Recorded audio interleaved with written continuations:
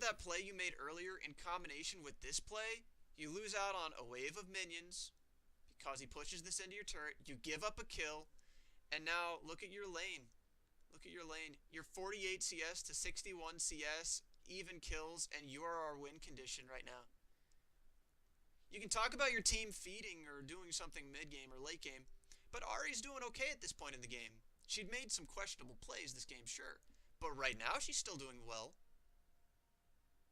Once our win condition becomes more apparent, that's when it starts looking like she's doing bad. Because you know what our win condition is? Well, it's pick dependent, and you know what you picked? Yeah, so that makes you our win condition. If you want to play something like Malphite, that changes the win condition to mean that you don't need to be the one who's getting fed or 1v1ing or anything like that. But you pick champions like Camille and Fiora, which makes you a split push win condition. So you better be playing like you know what your win condition is.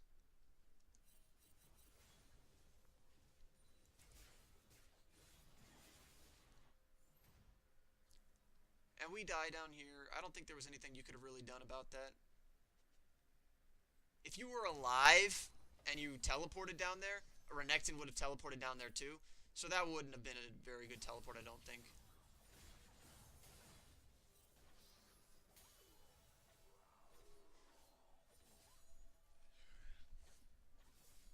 Okay.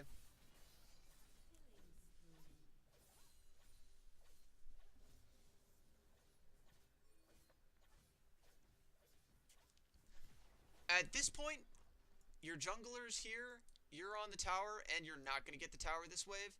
I'd get Herald. Now, whenever you're playing a game, and you're thinking about your objectives that you can get, right? You can see how fast you're taking this tower.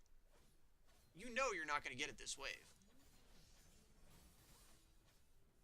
Yeah, see? You back off. Do you know how much damage, like, means to a turret whenever you do this much damage? Honestly, it doesn't mean shit. Because in one wave, you can take a turret if you get the right kill and have the right wave. So all that extra time that you stayed to do damage to this turret, you end up giving him another fight, and you die. Could have gotten Herald. Could have recalled, come back to lane, put it down, and you would have taken this turret. And that's, again, you're not thinking ahead. So earlier, it's a simple thing like a fight. This whole game, it's a thing like a win condition. And in your build. And then it's another thing like objectives. You're not thinking ahead. You can get a pretty good judgment based off of how quickly you were killing this to know that you're not going to be able to kill it that fast. You're not going to get in that wave. Renekton's going to be back in time. It's not really that hard. I'm sure you would be able to figure that out. You could have gotten Herald. Later you could have gotten this turret. Could have pressed your lead. But now we're going to look again at what you were doing to yourself. 20 CS behind. And you gave another kill. Twice now you've given free kills. Twice now you've given waves of minions. You don't need to do that. That's how you put yourself behind.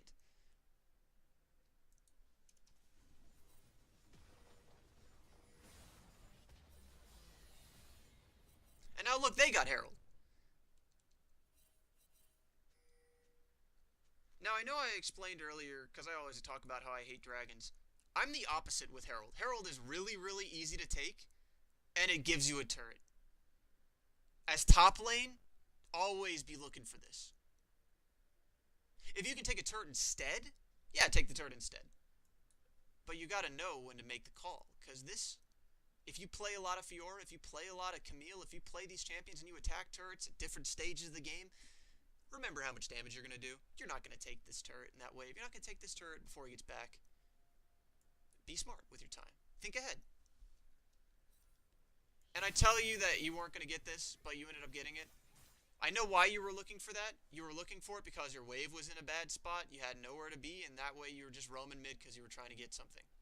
So now let's think about this play. What just happened here? You guys killed Zed, and now you're going top.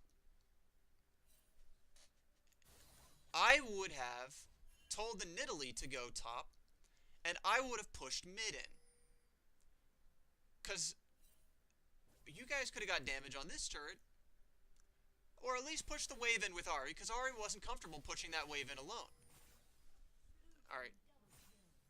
Whenever a jungler comes, it's not taxing whenever they take minions. It's helping you.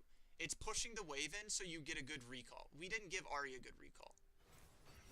And I told you had a good teleport down here, but you played the fight out a little bit bad, and I played the fight out a little bit bad. So we're going to watch this.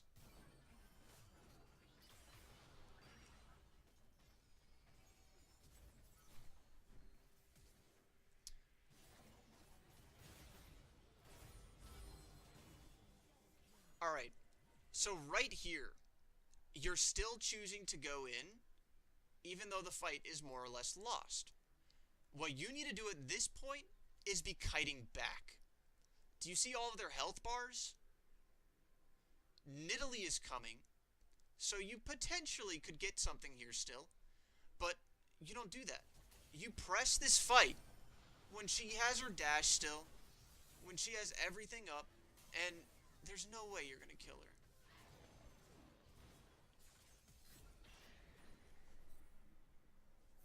So that comes down to watching cooldowns and thinking ahead. And now this fight plays out really badly for us. And I know I kind of told you to be looking for teleports, and I do honestly think that was a good teleport. It just didn't go quite as planned. But I don't know if you would have been looking for that in a normal game.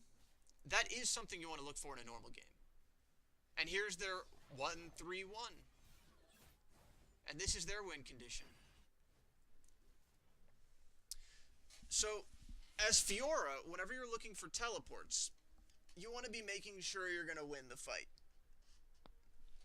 Once you came in there, the fight was already over. I thought it was a good idea when you started, but I would have canceled. Or I would have walked back. So there's two things you could have done. I would have canceled because I'm a bitch. Over here, you see that this is our win condition, you splitting top. And I have to respond to the Zed, so they're going to get this. And they also are going to get this, but that would have happened anyways. This was, I'm going to say this was your fault, and this was not. But this is your win condition. Oh, how the hell did you lose all this health? What the heck?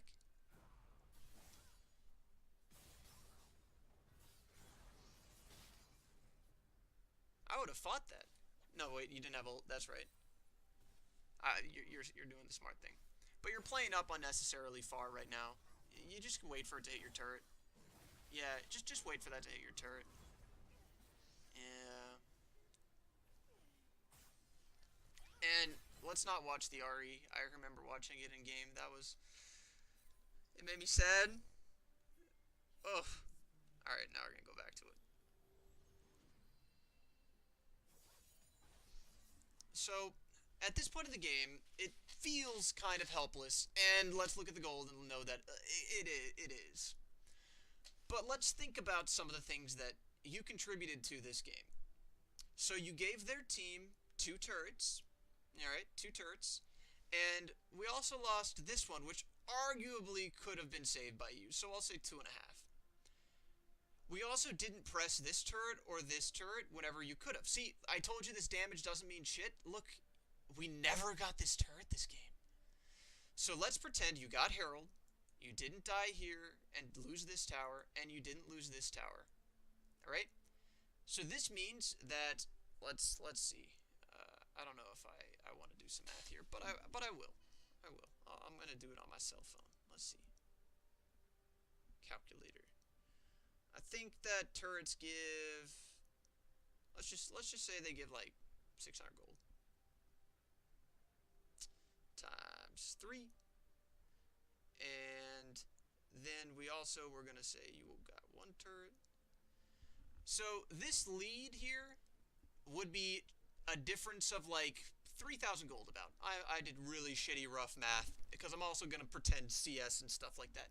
So they're going to have less gold, we're going to have more gold. This gap closes a lot. And when this gap closes a lot, and you think about where our win condition is and who would have an advantage, this game is now winnable. So your decisions this game, from staying at turret, from tower diving, from not taking Herald instead of damaging this turret, all of those things contribute greatly to the flow of this game. And now what do you do, right? What do you do at this point in the game? Well, I was talking about how your build was not adaptive. So, your Ravenous Hydra, you have no health. No health right now, and they're going to burst you down. They burst you down several times. But you do percent health true damage, basically, so you're going to be able to kill the Renekton if you can pull the fight out long enough.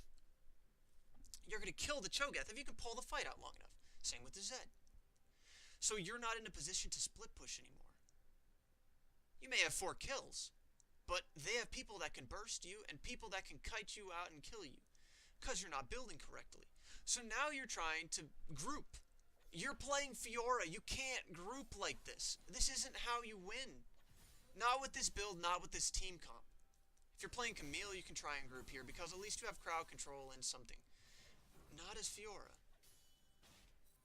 So what you want to be doing, yeah, you're splitting here technically, but do you see how this game plays out? How that fight played out? You lose that fight horribly. If you change your build, you wouldn't. If you didn't give those advantages, you wouldn't lose the fight like this. So now we're all kind of cowering under tower, right? And we get this fight. I would show up to this fight too. But now, think about what they're going to do next. We just saw the Renekton here. We just saw people up here. Baron and Herald aren't up. What can you do as a split pusher? And we're going to assume you're not terribly far behind, right?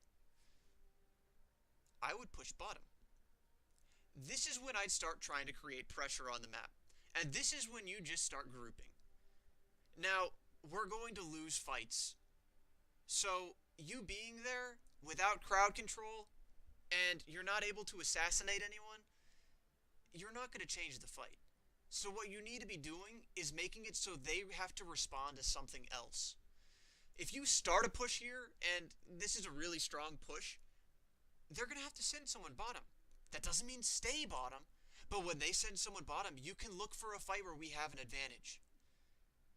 Instead, we're sitting in our base, waiting for them to push up.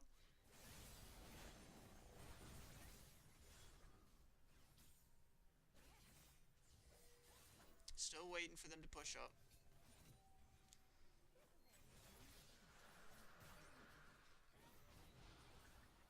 And now, if you're over here, keep splitting. Make them come to you so they leave an objective. If they send people away, we're at a better spot than we would be. The goal difference means we're not going to win fights unless we have an advantage. You being in this fight isn't our advantage. You want to be pulling people away to create our advantage.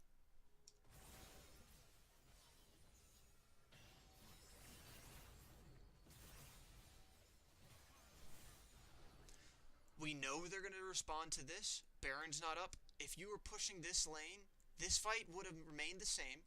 Because they didn't have everyone there, that's why they were running away. See, Cho'Gath wasn't there. You would have had this tower. Wow.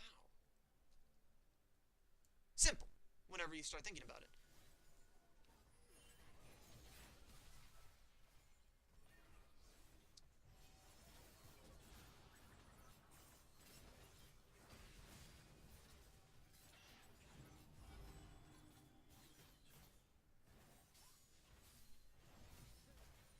You start trying to make things happen, but you're not going to make things happen. You don't have crowd control. Yeah, you also weren't respecting that Zed shadow.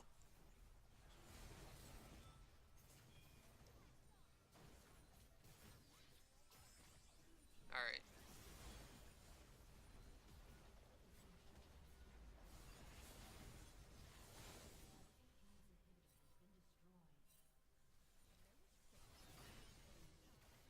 Okay. At this point in the game, I'm pretty sure I'm just going to say it's over. We have a pretty good disadvantage. We can't get vision on Baron. They're going to set up a pick over here. We all respond to the Zed, and they should have just done Baron right away. But they were at base, and then I think they walked over and did it. So your main problems when you play top lane is you don't think about win conditions. You're not thinking ahead with objective control or